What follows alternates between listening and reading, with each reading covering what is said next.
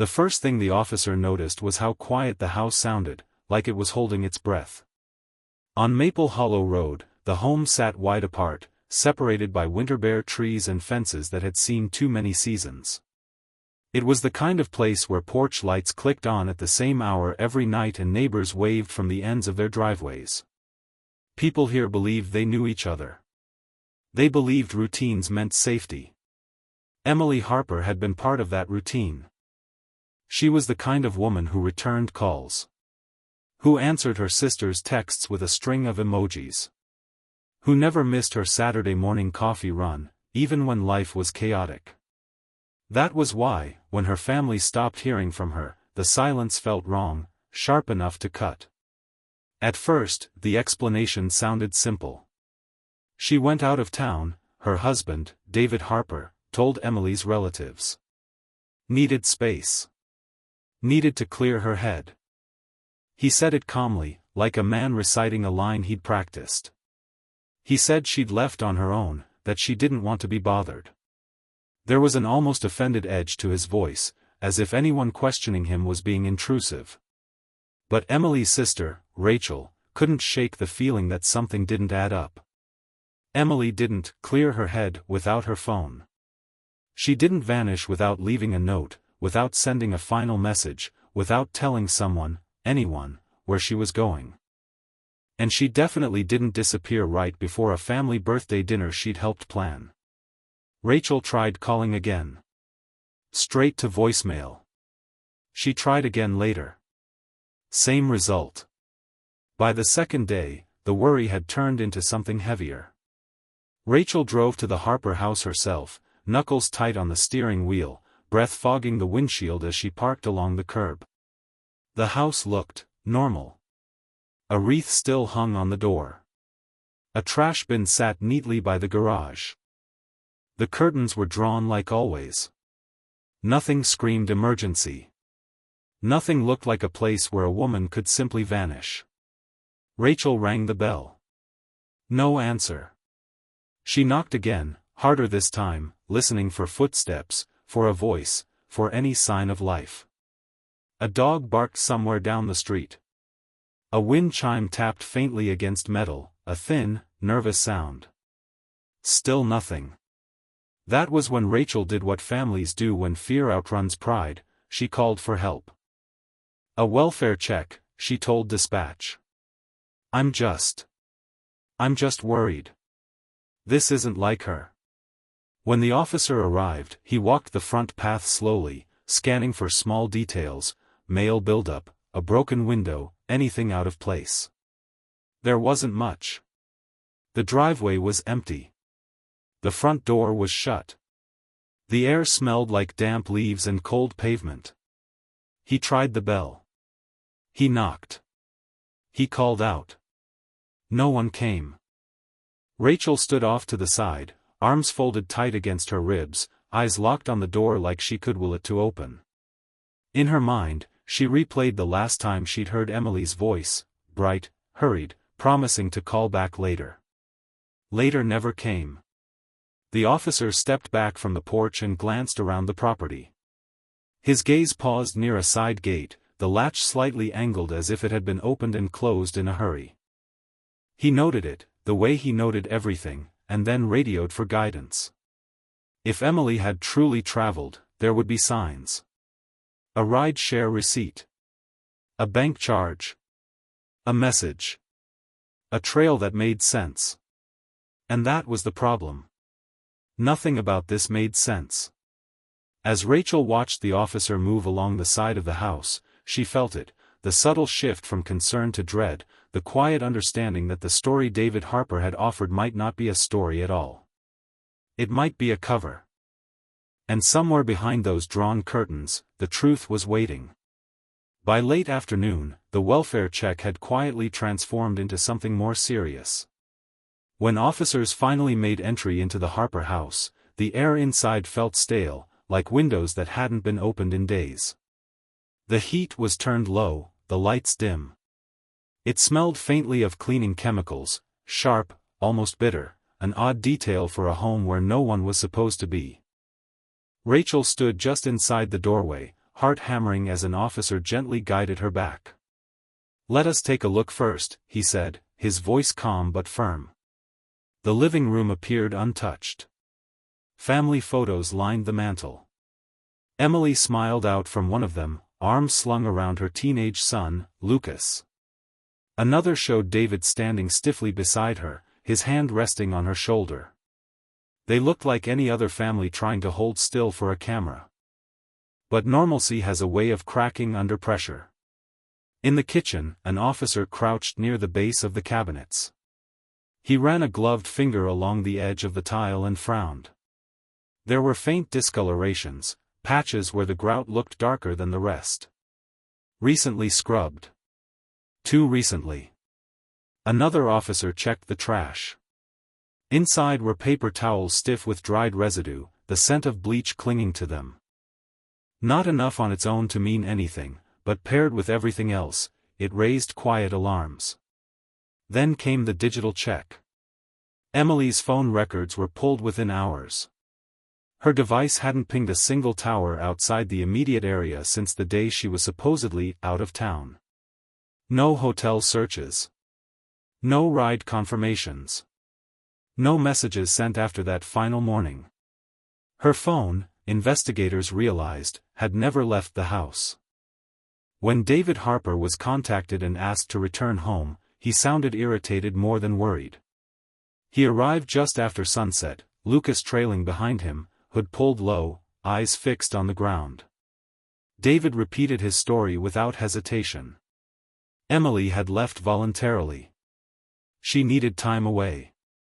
She'd said not to contact her. When an officer asked why her phone hadn't moved, David shrugged. She forgets things. Lucas said nothing.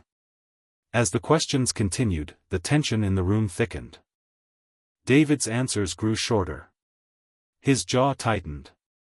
When investigators asked for permission to search the rest of the property, his refusal came fast. That refusal changed everything. A warrant followed before midnight. With it, investigators returned, this time combing the house inch by inch. In the laundry room, they found something they couldn't ignore, faint stains on the floor, soaked deep into the concrete. Tests would later confirm what everyone already suspected. Behind the house, beyond a narrow stretch of grass, sat a fire pit. It was cold to the touch, ash scattered unevenly across the bottom. An officer knelt beside it, sifting carefully, methodically. Then he stopped. Mixed among the ash were fragments that didn't belong, small, charred, unmistakably human. The yard fell silent as the realization set in. Inside the house, Lucas sat on the couch, shoulders hunched, rocking slightly as voices murmured behind closed doors. His foot bounced uncontrollably, heel tapping against the hardwood floor. When an investigator finally sat down across from him, Lucas didn't look up. "I didn't mean for it to happen," he whispered, tears streaking his face. "It just got out of control." The confession came haltingly. A fight. A sudden blow with something heavy. Panic. And then his father, standing there, watching it unfold, and helping afterward. As Lucas spoke, the carefully built image of the Harper family collapsed in on itself. And with every word, it became clearer that Emily Harper hadn't gone anywhere at all. She had never left home. The interview room was small, windowless, and too bright. Lucas Harper sat hunched forward, hands clasped so tightly his knuckles had gone pale. He was 17, old enough to understand consequences, young enough to still look like a child under stress. His eyes stayed fixed on the table, as if looking up might make everything real. Investigators let the silence stretch. They knew better than to rush moments like this. "It started as an argument," Lucas finally said, his voice barely above a whisper. "She kept yelling. About school. About my attitude. About everything." According to Lucas, the tension in the house had been building for months. Emily had been tired, frustrated, overwhelmed. David worked long hours, often withdrawing into himself when he was home. Lucas felt trapped between them, absorbing every unspoken resentment. That afternoon, the argument escalated. "She wouldn't stop," Lucas said, tears slipping down his cheeks. "I just wanted her to stop." He described grabbing the nearest heavy object. He said he didn't think. Didn't plan. Didn't understand what he'd done until Emily fell silent. The room stayed quiet as the weight of his words settled. When asked where David was, Lucas swallowed hard. He was there. He came in right after. David Harper's version came later, and it was colder. He didn't deny being present. He didn't deny what had happened. Instead, he framed it as damage control, a terrible situation that needed to be handled. Panic, he claimed, had taken over. Fear of losing his son. Fear of what people would think. So they cleaned. They scrubbed the floors until their hands burned. They bagged what they could. And when night fell, they carried Emily outside, away from the house that had once been her safe place. Behind the home, beneath a dark sky, they lit the fire pit. Investigators didn't need details. The evidence spoke loudly enough. Neighbors later told police they'd smelled smoke that evening, stronger than usual. One recalled seeing David outside long after midnight, pacing, feeding the fire, staring into the flames like he was waiting for something to disappear. In the days that followed, David played the role of the concerned husband. He answered calls. He deflected questions. He told anyone who asked that Emily needed space. Lucas stayed mostly silent, avoiding friends, avoiding eye contact, locking himself in his room. Teachers noticed his absence. Messages went unanswered. It was the digital trail, the phone that never moved, that cracked everything open. When both were placed under arrest, there was no shouting. No resistance. David's face was expressionless as cuffs were secured around his wrists. Lucas sobbed quietly beside him, shoulders shaking, the weight of reality finally crashing down. They were charged and held without bond. Word spread fast through Maple Hollow Road. Neighbors gathered in driveways, whispering in disbelief. The family everyone thought they knew, the quiet father, the struggling teen, the devoted mother, had been hiding something unthinkable behind closed doors. And as investigators prepared for the next phase, one question lingered in the air, unanswered and heavy. How had a home that looked so ordinary become the setting for something so dark? The days after the arrests felt unreal, as if Maple Hollow Road had slipped into a parallel version of itself. Police vehicles came and went, their presence drawing curtains and pulling neighbors onto porches in small, uneasy clusters. People spoke in hushed voices, glancing toward the Harper house as if it might hear them. The place no longer looked ordinary. It looked hollow. Inside the investigation room, detectives worked backward through the family's life, searching for fractures no one had noticed in time. Friends described Emily as stressed but devoted. She worried about her son, worried about money, worried about holding everything together while pretending things were fine. She confided that arguments at home had become more frequent, louder, more emotionally draining.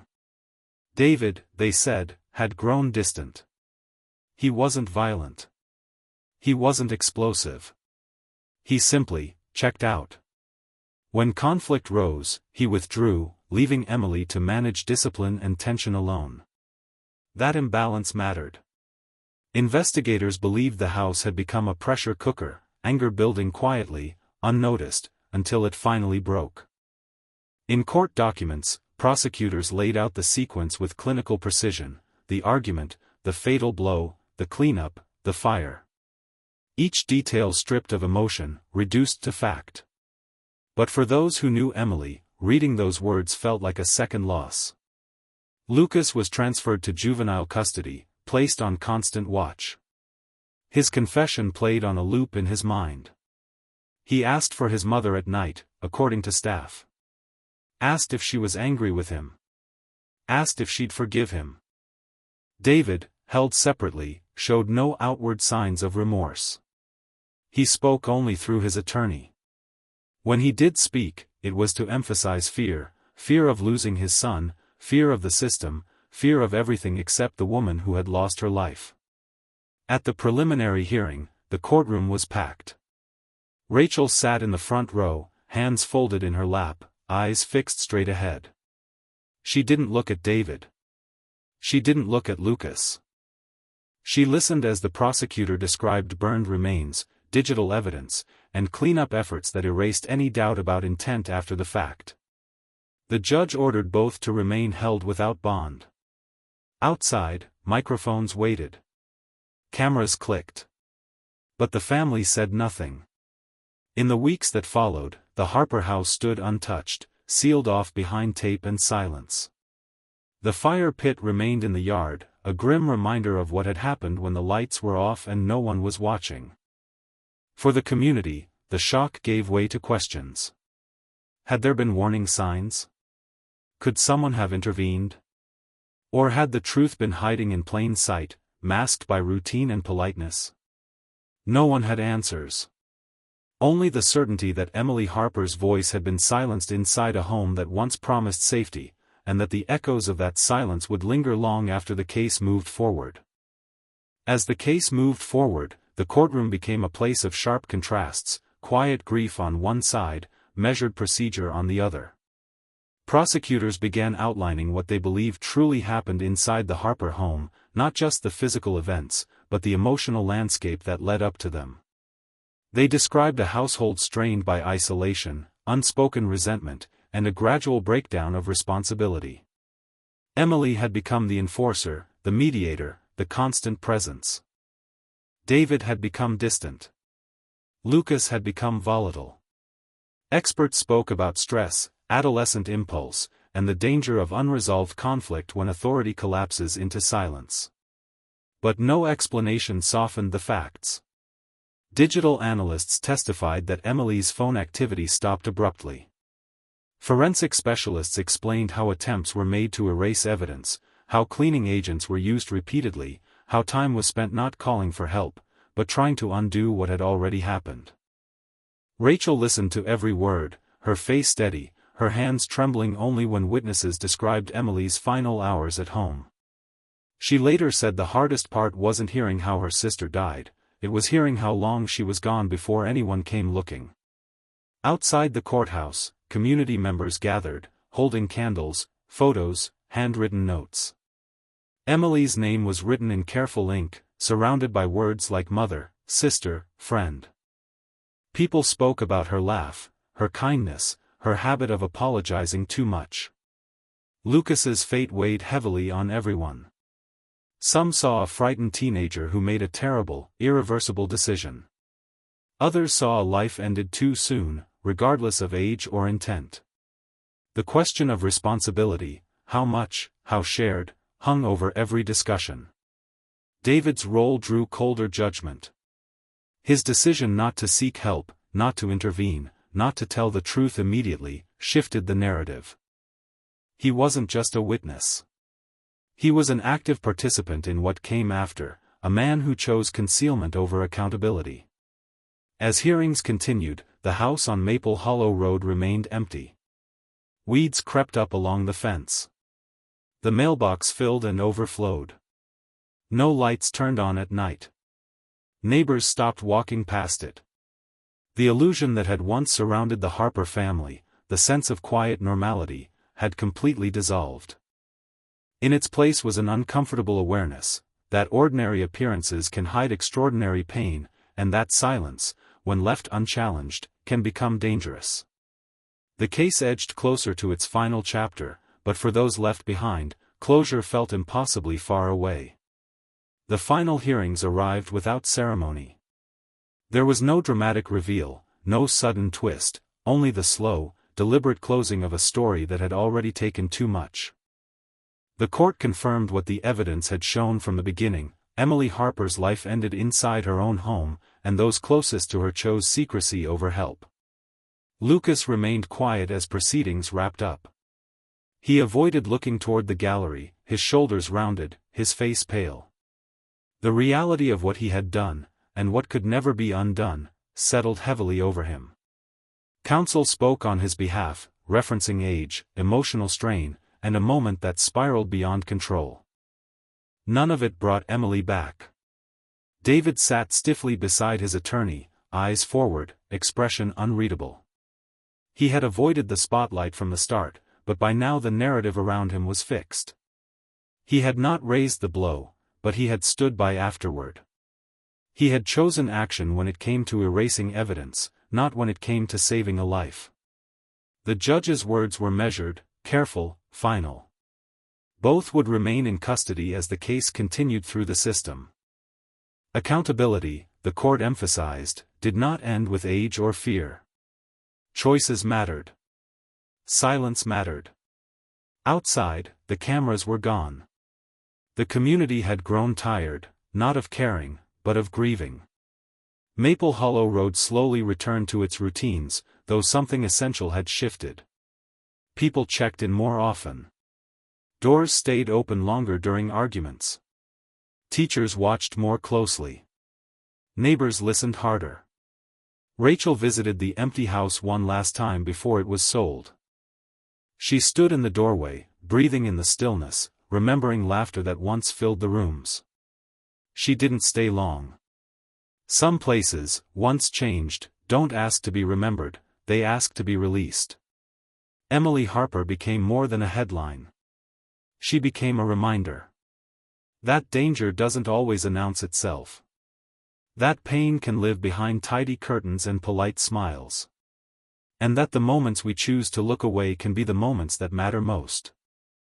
Her absence left a permanent space, not just in her family, but in a community that learned too late how fragile normal can be.